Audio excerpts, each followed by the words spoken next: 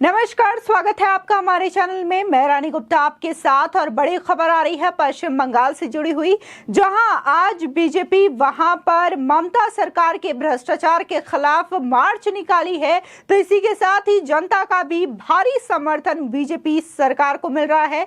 लेकिन इन सब के बीच में आपको बता दें कि देखने को मिल रहा है कि कैसे पुलिस जो है वो बीजेपी कार्यकर्ताओं को रोकते हुए नजर आ रही है। इसी के साथ ही देखने को मिल रहा है कि कैसे पुलिस के द्वारा आंसू गैस के गोले और वाटर कैनल का इस्तेमाल किया जा रहा है, ताकि बीजेपी कार्यकर्ताओं की भीड़ को तितर बितर किया जा सके, उन्हें रोका जा सके। इसी के साथ ही आपको बता दें कि बीजेपी के प्रदेश अध्यक्ष सुकांता मजूमदार को अरेस्ट कर लिया गया है।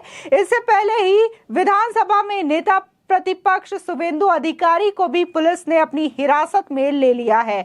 आपको बता दें कि जहां इस मार्च को लेकर के बीजेपी के द्वारा पुलिस से इजाजत मांगी गई थी कल शाम को, तो लेकिन बीजेपी को ये इजाजत देने से पुलिस ने मना कर दिया। इसी के साथ ही कहा जा रहा है कि ममता बनर्जी बीजेपी के इस अभियान से डर चुकी है, क्योंकि लगातार देखने को मिला है कि कैसे ममता बनर्जी के राज में उनके मंत्रियों ने एक से बढ़कर के एक नए बड़े बड़े घोटालों को अंजाम दिया है। फिर चाहे वो पशु तस्करी का मामला हो, कोल स्कैम हो या फिर एसएससी घोटाला हो, इतने सारे बड़े लेवल पे भ्रष्टाचार जो हुए हैं, इससे लगातार जो लोग हैं वो कहीं ना कहीं ममता बनर्जी को घेरती हुई नजर आई है। और इन सब के बीच में आज बीजेपी ने नबन्ना चलो अभियान की शुरुआत की है, और इसको ये कहा गया है बीजेपी के द्वारा कि ये बीजेपी का नहीं बल्कि जनता का अभियान है, और जनता इसमें भारी तादाद में जुड़ती हुई नजर आ रही है। आपको बता दें कि बेहद दिलचस्प तस्वीरें सामने आई, जहां देखने को मिला कि जो लोग हैं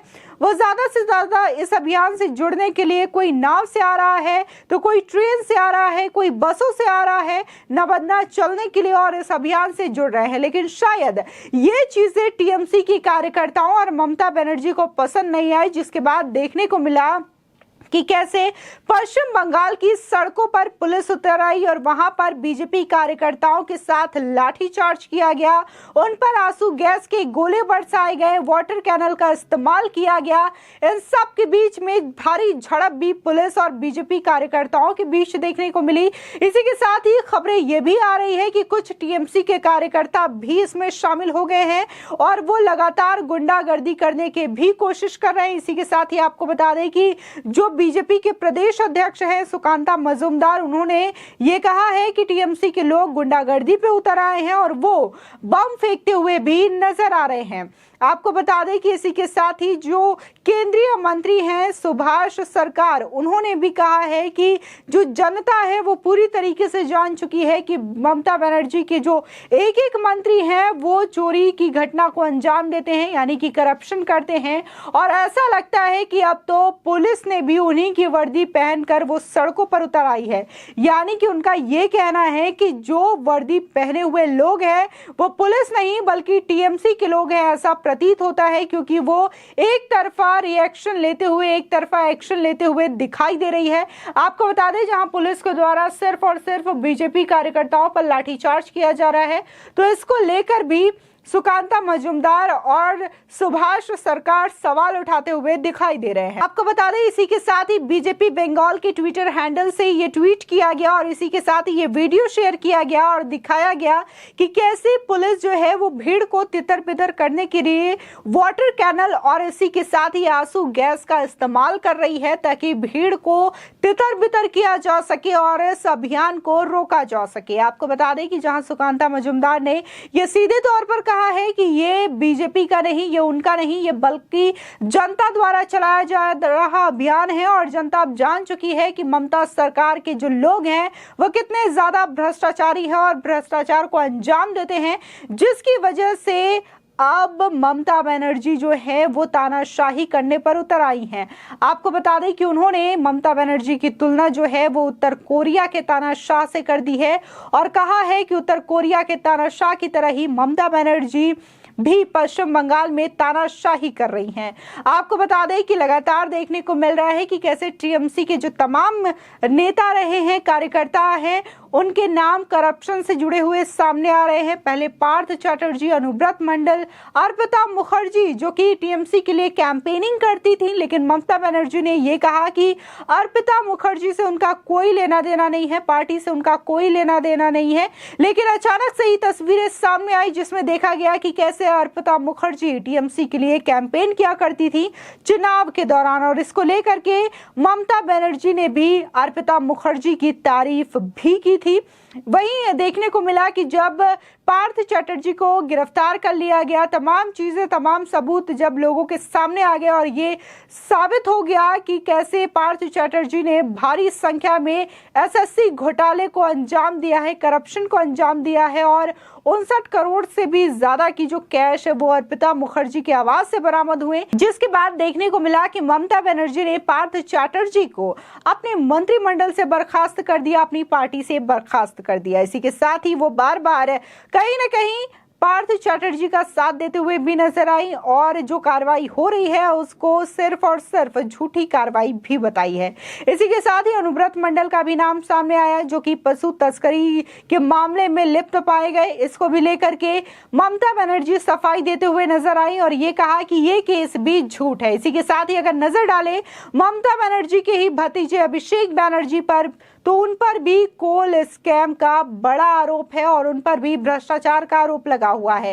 इन सब के बीच में कहा यह जा रहा है कि लगातार जिस तरीके से टीएमसी के एक एक कार्यकर्ता और नेताओं के नाम भ्रष्टाचार में सामने आ रहे हैं, तो इससे कहीं ना कहीं ममता सरकार की कुर्सी पर आ जा सकता है और जो जनता है वो कहीं ना कहीं ममता सरकार को लेकर के विद्रोह कर सकती है, क्योंकि करप्शन के मामले तो सामने आ ही रहे हैं। इसी के साथ ही तमाम सबूत भी सामने आ रहे हैं जो चीख चीख के यही कहते हैं कि किस कदर टीएमसी के नेताओं ने भ्रष्टाचार को अंजाम दिया है ममता राज में। ममता जी का साथ आदमी नहीं है, बंगाल का जनता नहीं है, इसलिए जैसे नॉर्थ कोरिया में करता है तानाशाही, इस तरीके से बंगाल में भी तानाशाही कर रहा है। इस तरीके से जैसे अपोजिशन को रोका जाए। पुलिस का एटीट्यूड बहुत खराब है। जो पुलिस काल से आज तक ये सब काम किया उसको भुगतना पड़ेगा। बीजेपी आ रहा है, बीजेपी को कोई रोक नहीं सकता। आप लोग जो है आप सातरागाछी पहुंचने वाले हैं, अभी देखा जा रहा है रास्ते में मीडिया को भी रोक दिया जा रहा है, कहीं नहीं जाने दिया जा रहा है। आप पूछ लीजिए यहाँ का जो डीजी है, सीपी है, उसको पूछ लीजिए। ये तो ममता जी का घर का सर्वेंट है ना, पीछे पीछे घूमता है और ममता जी मीटिंग में बोलता है मेरा डीजी उत्तम कुमार है। तो बता दें कि जब ये अभियान की शुरुआत की गई न बनना चलो अभियान की बीजेपी के द्वारा, तो इसमें ज्यादा से ज्यादा संख्या में लोग जुड़ते हुए नजर आए, जिसके बाद देखने को मिला कि ममता सरकार जो है इससे डरी हुई नजर आई, जिसके बाद उन्होंने पुलिस को आगे कर दिया, ऐसा लोगों का कहना है। इसी के साथ ही पुलिस ने बीजेपी कार्यकर्ताओं पर लाठीचार्ज करना शुरू कर दिया, आंसू गैस के गोलों का इस्तेमाल शुरू कर दिया और इसी के साथ ही वाटर कैनल का इस्तेमाल शुरू कर दिया ताकि उन्हें रोका जा सके। इन सब के बीच में जहां पुलिस लाठीचार्ज करती हुई नजर बीजेपी के कार्यकर्ताओं पर, तो टीएमसी के भी जो कार्यकर्ता थे वो पीछे नहीं रहे। टीएमसी के भी कार्यकर्ताओं ने गुंडागर्दी की हदें पार कर दी और इसी के साथ ही उन्होंने बम बरसाने भी शुरू कर दिए। साथ ही देखने को मिला कि कैसे जो लोगों का अभियान है इससे जुड़ता रहा, लोग भी इससे जुड़ते रहे, जिससे कि भारी तादाद में भीड़ भी देखने को मिली। इस अभियान को लेकर के हावड़ा ब्रिज में बैरिकेडिंग्स कर दी गई थी, कई रेलवे स्टेशन में भी बैरिकेडिंग कर दी गई पुलिस के द्वारा ताकि जो लोग हैं उनको रोका जा सके। लेकिन जो लोगों की भीड़ है वो लगातार बढ़ती गई, जिसके बाद अंत में पुलिस ने ये डिसीजन लिया और उन्होंने लाठीचार्ज करना शुरू कर दिया। इसके बावजूद लगातार बीजेपी का ये प्रदर्शन जारी है। हालांकि देखने को मिल रहा है कि कोलकाता में किस तरीके से महासंग्राम सड़कों पर देखने को मिल रहा है, इसके बावजूद बीजेपी अभी भी ममता सरकार के खिलाफ भ्रष्टाचार को लेकर के अपने अभियान को रोकने का नाम नहीं ले रही है और और इसको लेकर के लगातार जारी है। आपको बता दें कि जहां बीजेपी के प्रदेश अध्यक्ष सुकांदा मजूमदार को गिरफ्तार कर लिया गया है, तो इसी के साथ ही बंगाल विधानसभा के नेता प्रतिपक्ष शुवेंदु अधिकारी को भी पुलिस ने हिरासत में ले लिया है। लेकिन इसके बावजूद बीजेपी के जो कार्यकर्ता हैं अभी भी अपने इस आंदोलन को लेकर के आगे बढ़ रहे हैं, अपने इस मार्च को आगे बढ़ा रहे हैं और ममता सरकार में हुए भ्रष्टाचार के खिलाफ आवाज उठा रहे हैं। आपकी इस खबर पर क्या राय है, हमारे कमेंट सेक्शन में जरूर बताएं। आगे की और भी अपडेट के लिए चैनल को सब्सक्राइब करना ना भूलें।